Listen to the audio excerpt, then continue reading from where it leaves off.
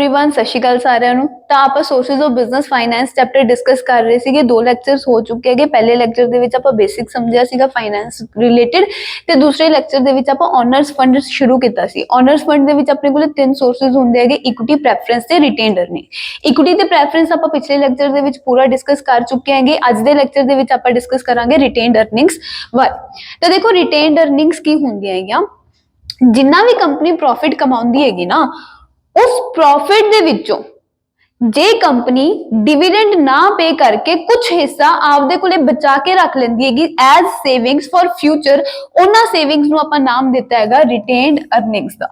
It refer to that portion of net profit, जेड़ा भी net profit जेड़ा आपां शेयर होल्डर्स दे विच वंडन वास्ते रखिया, सारे खर्चे खुर्चे कढ के टैक्स टूक्स पे करके उस नेट प्रॉफिट दे विचों जेड़ा profit which is not distributed, net profit ਦਾ ਉਹ portion ਜਿਹੜਾ ਕਿ distribute ਨਹੀਂ ਕੀਤਾ ਜਾ ਰਿਹਾ ਸ਼ੇਅਰ ਹੋਲਡਰਸ ਦੇ ਵਿੱਚ as dividend, ਉਹਨੂੰ ਆਪਾਂ ਕੀ ਕਹਿੰਦੇ ਹੈਗੇ? retained earnings, but retained in the business for future, for use in future, उसनू ਆਪਾਂ रिटेन्ड अर्निंग्स कह देंगे। बेसिकली प्रॉफिट दे विचों जो भी तुसी अमाउंट रिजर्व रख रहे होंगे फ्यूचर यूज लई, कि फ्यूचर दे विच आपां नू बाहरों पैसा ना मंगना पवे, अपने कोले अपनी कुछ सेविंग्स होण जिन्हां नाल आपां बिजनेस नू एक्सपैंड कर सकीए, बिजनेस नू ग्रो कर सकीए, उस सेविंग नू आपां नाम दिता हैगा रिटेन्ड अर्निंग दा। गल समझ आ गई? रिटेन्ड अर्निंग की होएगी कि बेसिकली की कर रहे हैं कि आपां सारा पैसा शेयर होल्डर्स से नहीं वंड रहे, क्योंकि आपां नू पता है यार कि आपां एक्टिविटीज परफॉर्म करनी है बिजनेस दियां, ते हर एक एक्टिविटी परफॉर्म करन लई आपां नू फाइनेंस चाहिए, ते वो फाइनेंस जिवें आपदे बिजनेस नू ग्रो करना है, आपदे बिजनेस दी एक्टिविटीज परफॉर्म करनी है, मैं बाहरों लैण दी बजाए जे मेरे कोल आपदा पैसा पिया होगा मैं वो यूज करूंगी। तो इस करके कंपनीज की करदियां हैगियां, प्रॉफिट सारा डिस्ट्रीब्यूट ना करके कुछ पैसा आपदे कोले बचा के रख लैंदियां हैगियां, ताकि कुछ सर्कमस्टांसिस कई बार इहो जिहे अराइज हो जांदे जिन्हां च आपां नू पैसे बाहरों नहीं मिलते, फिर उस केस दे विच कंपनी आपदा पैसा इस्तेमाल कर सकदी है। फीचर्स की ने रिटेन्ड अर्निंग दे? सब तो पहला फीचर की हैगा? Cushion of security. JD retained earning है ना, कंपनी नू एक सिक्योरिटी शील्ड प्रोवाइड कर दी हैगी इन केस जे किसी भी एडवर्स सिचुएशन च कंपनी फंड्स रेज नहीं कर पा रही बाहरों, तो उस केस दे विच कंपनी कोले जे रिटेन्ड अर्निंग्स पईयां होणगियां, ओह कंपनी नू एक प्रोटेक्शन शील्ड प्रोवाइड करनगे। The retained earnings are considered as a cushion of security because they provide support in times of adversity when a company finds it difficult to arrange finances from any other source. जदों किसी भी होर source तो तुहानू finance नहीं मिल रहा, उस case दे विच इह तुहानू प्रोटेक्शन शील्ड दी तरह काम आउणगे। Funds for new and innovative projects जेडी हा रिटेन्ड अर्निंग्स है, जनरली कंपनीज जो न्यू ते इनोवेटिव प्रोजेक्ट्स हुंदे हैगे एक्सपैंड करन लई, बिजनेस नू ग्रो करन लई उन्हां लई ही इस्तेमाल करदी है। The retained earnings are a common source for financing risky and innovative projects. इत्थे हुण इन्हां ने रिस्की वर्ड क्यों यूज किया हैगा? क्योंकि देखो, जे तुसी बाहरों पैसा लैके आने होगे तो बाहरों जिहड़ा भी तुसी पैसा लै रहे होगे उहदे ते तुहानू कुछ ना कुछ कॉस्ट बेयर करनी पऊगी। जे तुसी लोन्स लैके पैसा इस्तेमाल कर रहे होगे तो लोन होल्डर नू तुहानू इंटरस्ट पे करना पऊगा। जे शेयर्स इशू किए गए तो शेयर होल्डर नू डिविडेंड पे करना पऊगा। तो आह उस पैसे नू इस्तेमाल करन दी कॉस्ट हैगी, इंटरस्ट ते डिविडेंड। लेकिन जो रिटेन्ड अर्निंग्स हुंदियां वो अपनी ही सेविंग्स नहीं है, उन्हां ते आपां नू कोई भी एक्सप्लिसिट कॉस्ट पे करन दी लोड़ नहीं हुंदी, कॉस्ट पे करन दी लोड़ नहीं हुंदी। इस करके मोस्टली रिटेन्ड अर्निंग्स जेडे रिस्की प्रोजेक्ट्स हुंदे या नवे न्यू इनोवेटिव प्रोजेक्ट्स हुंदे हैं उन्हां लई इस्तेमाल कीती जांदी है, ताकि जे कल नूं उन्हां दे विच आपां नूं कुछ नहीं भी बनदा, लॉस हो जांदा है, तो आपां नूं जिहड़ी आह कॉस्ट बेयर करनी पै रही हैगी इहदा एक्स्ट्रा लॉस ना होवे। क्लियर हो गई ये दो पॉइंट्स? फिर आजो next point, medium and long term JD retained earnings हुंदियां वो जनरली मीडियम ते लॉन्ग टर्म फाइनेंसिस नीड जेडियां हुंदियां अपनी वो दोनों तरह दियां पूरियां करदी है। Conversion into ownership fund. देखो, कन्वर्जन इनटू ओनरशिप फंड दा की मतलब हैगा? बेसिकली जेड़ा तुसी प्रॉफिट दे विचों हिस्सा रख रहे होगे वो प्रॉफिट जाना किदे कोले सीगा जे तुसी रिटेन्ड अर्निंग ना रखदे? शेयर होल्डर्स कोले। जिन्ना भी प्रॉफिट बिजनेस दे विच आउंदा हैगा वो सारा दा सारा प्रॉफिट आपां ओनर नू दे देंगे, ते इत्थे अपने कोले ओनर्स कौन नेगे? Share holders नेगे। ते जिन्ना भी कंपनी प्रॉफिट कमांदी हैगी बेसिकली तां जो सही चीज हैगी वो शेयर होल्डर्स दे विचों डिस्ट्रीब्यूट होना चाहिए, लेकिन जे कंपनी वो रिजर्व रख रही है किसी भी यूज लई तो रख सकदी, पर जे वो यूज नहीं हो रहा, थोड़े कोले वो रिजर्व इदा ही पिया, वो पैसा इदा ही रिटेन्ड पिया हैगा, तो उन्होंने तुसी कन्वर्ट कर सकते हो ओनरशिप फंड दे विच। वो हुण कन्वर्ट किवें किया जाऊगा? कंपनीज किवें आपदे रिटेन्ड अर्निंग्स नू ओनरशिप फंड दे विच कन्वर्ट कर सकदी हैगी? Bye issuing bonus shares bonus shares issue ਕਰਕੇ ਕੰਪਨੀ ਆਪਦੇ ਰਿਟੇਨਡ ਅਰਨਿੰਗਸ ਨੂੰ ਓਨਰਸ਼ਿਪ ਚ ਕਨਵਰਟ ਕਰ ਸਕਦੀ ਹੈ। ਹੁਣ ਬੋਨਸ ਸ਼ੇਅਰ ਕੀ ਹੁੰਦੇ ਆ? ਬੋਨਸ ਦਾ ਕੀ ਮਤਲਬ ਹੁੰਦਾ ਹੈ? ਐਕਸਟਰਾ ਬੈਨੀਫਿਟ, ਜੋ ਵੀ ਆਪਾਂ ਨੂੰ ਐਕਸਟਰਾ ਬੈਨੀਫਿਟ ਮਿਲ ਰਿਹਾ ਉਹਨੂੰ ਆਪਾਂ ਬੋਨਸ ਕਹਿੰਦੇ ਹੈਗੇ। ਹੁਣ ਇੱਥੇ ਬੋਨਸ ਸ਼ੇਅਰ ਵਿੱਚ ਕੀ ਹੈਗਾ? ਸ਼ੇਅਰ ਹੋਲਡਰਸ ਵਾਸਤੇ ਐਕਸਟਰਾ ਬੈਨੀਫਿਟ ਹੈ। ਕਿਵੇਂ ਐਕਸਟਰਾ ਬੈਨੀਫਿਟ ਹੈ? ਜਿਹੜੇ ਵੀ ਆਪਣੇ ਕੋਲ ਐਗਜ਼ਿਸਟਿੰਗ ਸ਼ੇਅਰ ਹੋਲਡਰਸ ਹੁੰਦੇ ਹੈਗੇ ਉਹਨਾਂ ਨੂੰ bonus share free of cost issue ਕੀਤੇ ਜਾਂਦੇ ਹਨ।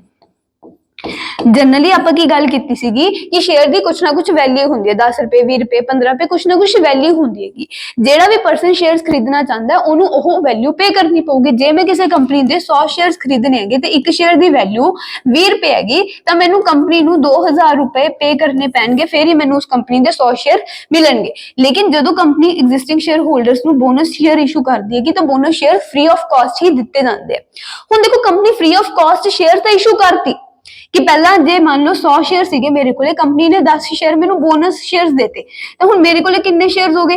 110। लेकिन मैं कंपनी नू पैसे कितने शेयर्स दे देते हुए? सिर्फ 100 शेयर दे। हुण आ जेडे 10 शेयर्स बदले पैसे हैगे वो कंपनी पूरे करदी हुंदी हैगी आपदियां सेविंग्स तो रिटेन्ड अर्निंग्स तो। जो भी पैसा उन्होंने बचा के रखा होएगा उन्होंने पैसों चो कंपनी पूरा करूगी बोनस शेयर दे पैसे। तो इस तरह बोनस शेयर इशू करके कंपनीज रिटेन्ड अर्निंग नु ओनरशिप फंड दे विच कन्वर्ट कर देंदी है। The surplus retained earnings can be converted into share capital by issue of bonus share. In issue of bonus shares there is no outflow of cash, कोई भी outflow of cash नहीं हुंदा। Investors too are benefited by the issue of shares free of cost. ते investors नु भी benefit हुंदा हैगा free of cost bonus shares खरीद के। ए पॉइंट समझ आए? मोस्ट डिपेंडेबल सोर्स, कोई भी एक्सप्लिसिट कॉस्ट आपको नहीं देनी पै रही तो मोस्टली कंपनीज किस चीज से रिलाई कर दिया? Mostly companies retained earnings as a source of finance rely कर दिया। तो कंपनी का मोस्ट डिपेंडेबल सोर्स ये है।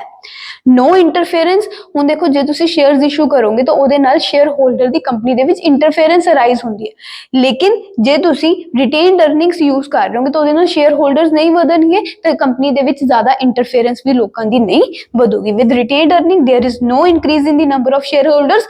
Retained earnings involve no risk of dilution of control. तो रिटेन्ड अर्निंग्स यूज करना, जे देखो अपने कोले 1000 शेयर होल्डर्स सीगे, 1000 दे विचों अपन होर शेयर्स इशू करते, पहला 1000 बंदे कंट्रोल कर रहे सी, हुण जे आपां शेयर्स होर इशू करते तो उहदे नाल 1000 तो भी गिनती वध जूगी जेडे बंदियां कोले कंट्रोल जाऊगा। लेकिन रिटेन्ड अर्निंग इशू करन, रिटेन्ड अर्निंग्स यूज करन नाल इदां दी कोई भी इंटरफेरेंस नहीं वधूगी। कंट्रोल जेड़ा हैगा वो डिल्यूट डिस्ट्रीब्यूट नहीं होगा, उन्हां लोकां दे हत्थां दे विच ही रहूगा। चलो ये अपने फीचर सीगे 7 पॉइंट। पहला पॉइंट सीगा question of security, protection shield की तरह काम करता है। Funds for new and innovative projects काम करते हैं। Medium and long term finances की तरह काम करते हैं। कन्वर्जन इनटू ओनरशिप फंड कर सकते हैं बोनस शेयर इशू करके। मोस्ट डिपेंडेबल सोर्स है ते इंटरफेरेंस इहदे नाल नहीं अराइज हुंदी company they which. Clear? Next is advantages of retained earning. हुण एडवांटेजेस की ने? Cheapest source of finance, loan holder नु भी थोनू फिक्स रेट ऑफ ब्याज देना पऊगा, प्रेफरेंस शेयर होल्डर नु भी थोनू फिक्स रेट ऑफ डिविडेंड देना पऊगा, इक्विटी शेयर होल्डर नु भी थोनू प्रॉफिट चो कुछ ना कुछ हिस्सा देना पऊगा। लेकिन रिटेन्ड अर्निंग्स यूज करन बदले थोनू किसी नु भी कुछ भी कॉस्ट पे करन दी लोड नहीं हैगी। इस करके ही किएगा चीपेस्ट सोर्स ऑफ फाइनेंस है। It is the cheapest source of finance because the company doesn't have to spend any amount in obtaining it.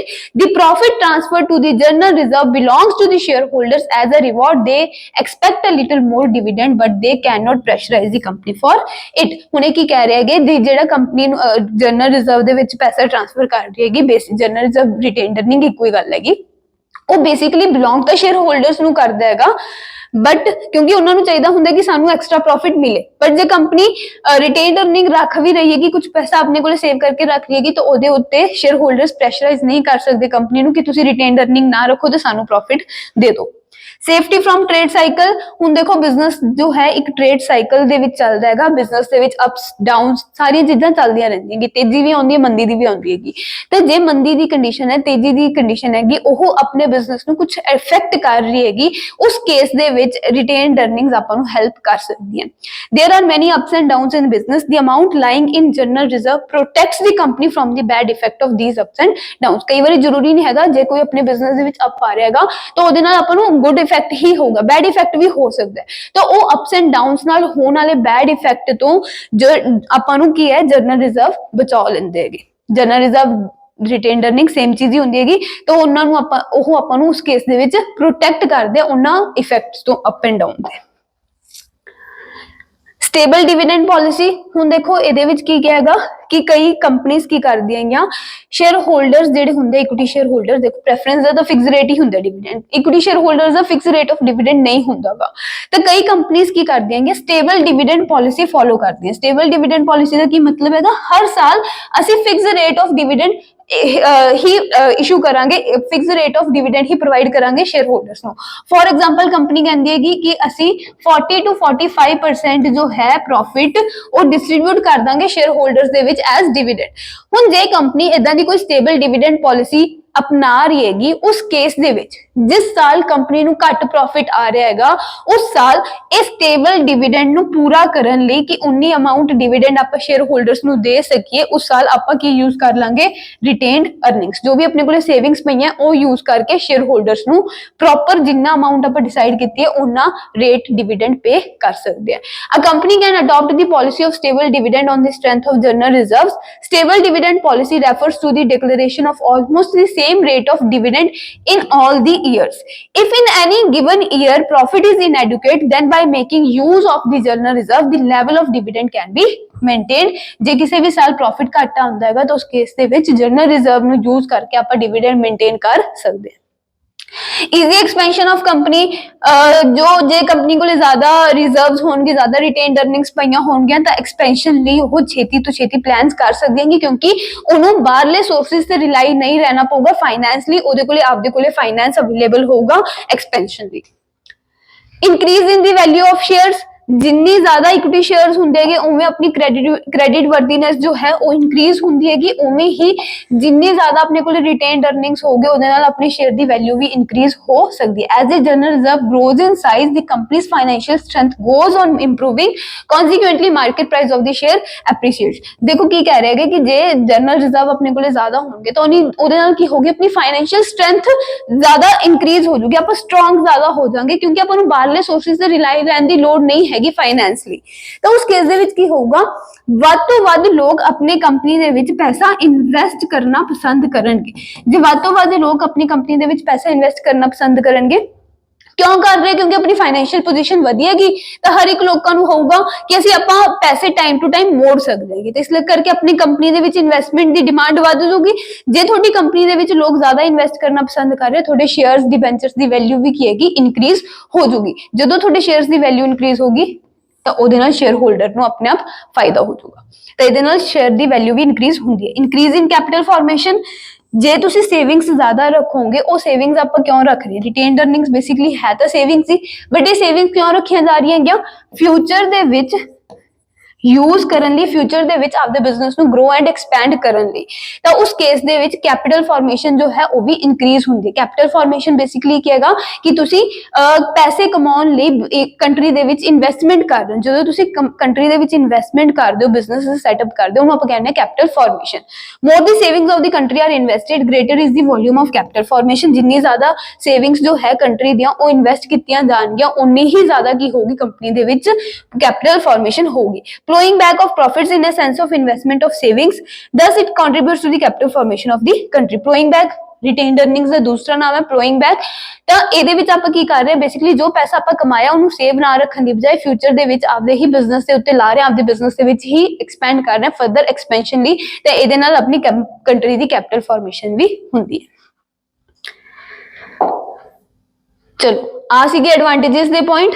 Cheapest source ਹੈ, ਟ੍ਰੇਡ ਸਾਈਕਲ ਤੋਂ ਆਪਾਂ ਨੂੰ ਸੇਫਟੀ ਪ੍ਰੋਵਾਈਡ ਕਰਦਾ ਹੈ, ਸਟੇਬਲ ਡਿਵੀਡੈਂਡ ਪਾਲਿਸੀ ਦੇ ਵਿੱਚ ਕੰਮ ਆਉਂਦਾ ਹੈਗਾ, ਐਕਸਪੈਂਸ਼ਨ ਕੰਪਨੀ ਦੀ ਈਜ਼ੀਲੀ ਹੋ ਜਾਂਦੀ ਹੈ, ਵੈਲਿਊ ਆਫ ਸ਼ੇਅਰਸ ਇਨਕਰੀਜ਼ ਹੋ ਜਾਂਦੇ, ਕੈਪੀਟਲ ਫਾਰਮੇਸ਼ਨ ਵੀ ਜ਼ਿਆਦਾ ਹੁੰਦੀ ਹੈਗੀ।